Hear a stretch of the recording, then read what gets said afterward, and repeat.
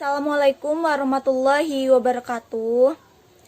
Saya Yulia Puspitarini. NIM saya 22180894. Saya dari kelas 224B11 di Universitas Bina Sarana Informatika Jatiwaringin.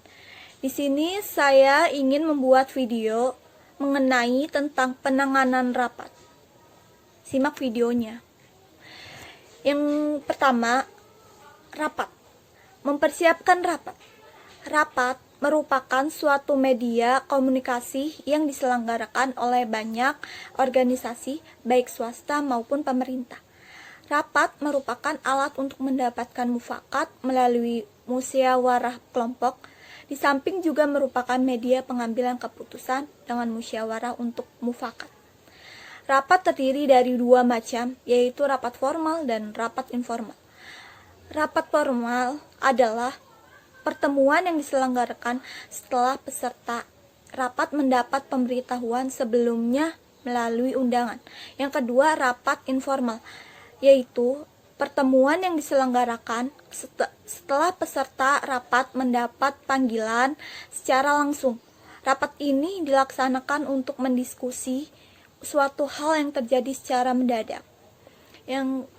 Hal-hal yang diperhatikan dalam penyelenggaraan rapat sebagai berikut. Yang pertama, ada tujuan rapat. Tujuan rapat biasanya untuk memecahkan masalah, membuat sebuah keputusan, mengumpulkan informasi. Jika belum jelas, tanyakan hal tersebut pada pimpinan. Jangan ragu untuk bertanya, karena kegiatan pertama ini merupakan kunci bagi langkah penyiapan rapat berikutnya. Yang kedua, mempersiapkan peserta rapat. Persiapkan konsep surat undangan dengan baik. Periksa dan pertimbangkan lagi daftar orang-orang yang harus diundang dalam rapat. Dengan dasar besar kecilnya kontribusi mereka terhadap agenda rapat. Konsultasi dengan atasan tentang daftar undangan rapat tersebut, utamanya dalam hal mana yang harusnya perlu atau tidak perlu diundang. Yang ketiga, ada macam-macam rapat. Rapat pada suatu organisasi terdiri dari bermacam-macam jenisnya. Di antaranya rapat dinas, rapat pimpinan, rapat rutin, dan rapat kerja. Tugas sekretaris selama rapat yaitu ada dua. Yang pertama, membuat catatan. Biasanya itu untuk mencatat siapa-siapa yang setuju dan tidak setuju, mencatat hasil kesepakatan.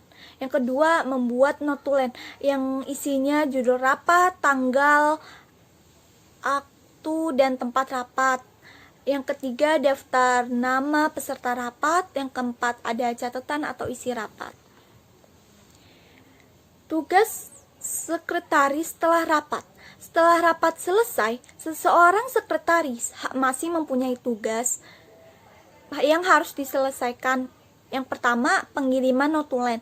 Notulen yang harus disetujui pimpinan rapat dikirim kepada peserta rapat karena notulen sangat penting untuk tidak lanjut. Yang kedua, ucapan terima kasih. Dalam rapat resmi, ucapan terima kasih sangat diperlukan, terutama bagi pejabat yang dirasa terhormat telah hadir untuk mensukseskan rapat. Peserta rapat dan panitia, serta semua pihak yang telah mendukung terselenggaranya rapat.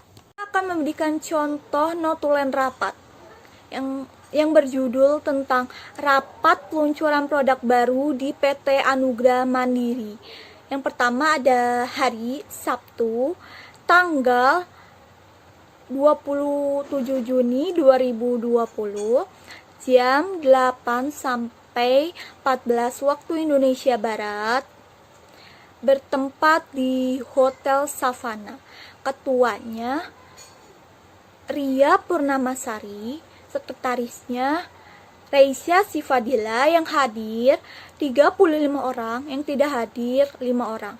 Acaranya ada pembukaan, laporan dari masing-masing kepala bagian, tanya jawab, kesimpulan, dan penutup.